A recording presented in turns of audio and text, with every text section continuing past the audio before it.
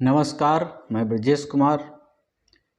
थोड़ी देर के लिए आप ये सोचो कि जो रासायनिक खाद आप अपने खेतों में अपनी फसल के लिए, फसल के उत्पादन को बढ़ाने के लिए प्रयोग करते हैं, अगर उस खाद से सरकार जो सब्सिडी देती है, जो उस खाद के लिए जो अनुदान देती है, अगर उस अनुदान को सरकार हटा ले तो आप पे क्या प्रभाव पड़ेगा। शायद आपको पता हो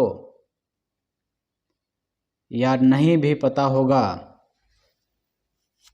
कि जो यूरिया है, डीएपी है, एनपीके है, जो भी रासायनिक खादें हैं, इस पे सरकार एक बहुत बड़ा अमाउंट सब्सिडी के रूप में देती है। अगर वो सब्सिडी सरकार आज ख़त्म कर दे तो ये निश्चित है कि आपकी जो उत्पादन लागत है वो बहुत ज़्यादा बढ़ जाएगी और आपको रासायनिक खाद प्रयोग करना बहुत महंगा पड़ जाएगा।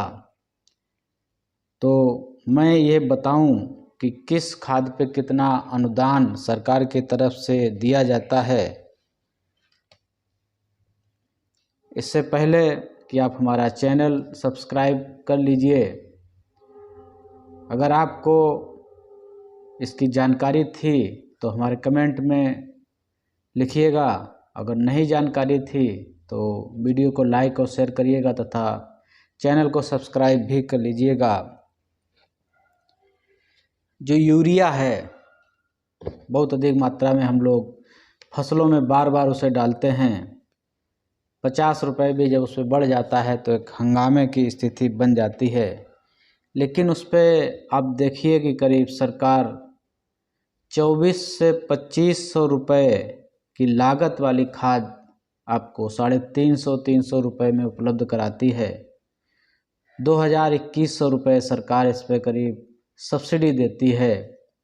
वहीं डीएपी जो 1350 रुपये की है, उसका जो वास्तविक मूल्य है वो 4000 से ऊपर है और उसमें 27-2750 रुपये सरकार अनुदान के रूप में देती है। एनपीके जो है वो 1400 से 1500 रुपये के बीच मार्केट में रहती है।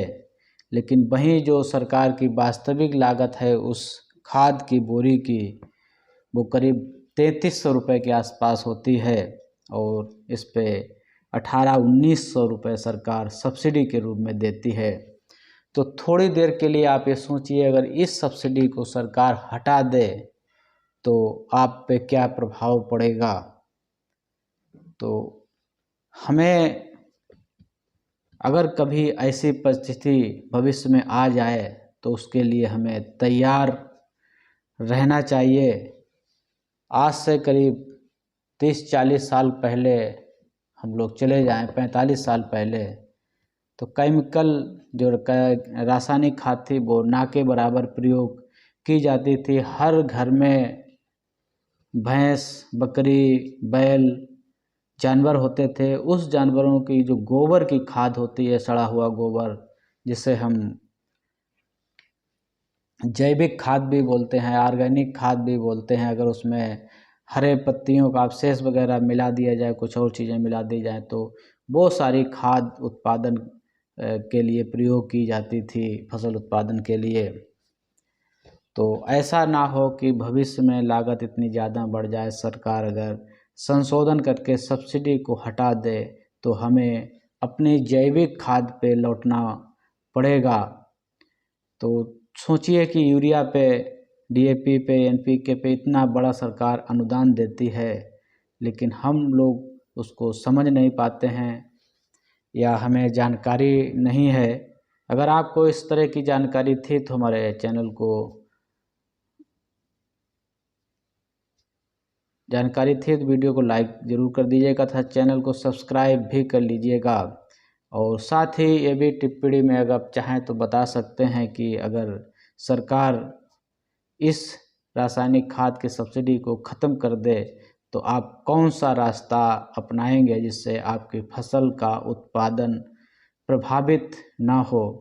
मन में इस तरह की जिज्ञासा थी, कहीं से सूचना नेट से मिल गई थी, तो सोचा आप तक ये शेयर करूं और आप भी इसे शेयर करिएगा कि रासायनिक खादों ने हमें किस तरह पराधीन बना दिया है।